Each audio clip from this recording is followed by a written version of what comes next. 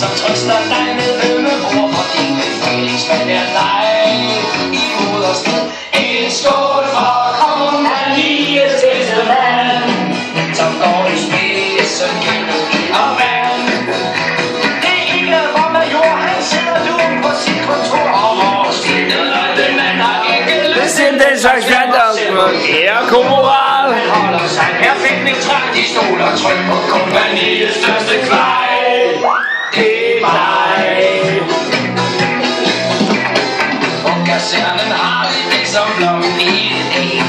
Vores korporal er lutter sved.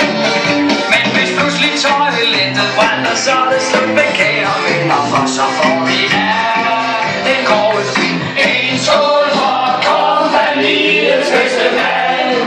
Hvem er det så, der får en skraldespand?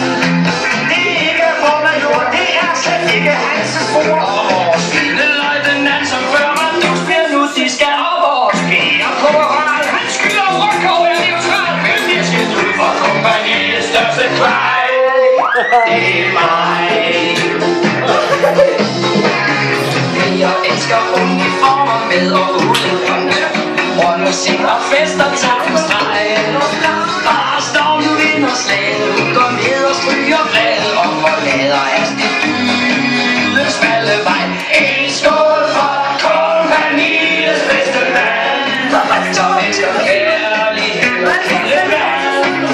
Det er ikke for major, han spiser helt med foran mor, og vores vilde løjtnant har ikke lyst til den slags fjern. Og vores kære korporal, han synes han er en tandskål, men virkelig elsker kompagniets største kvej.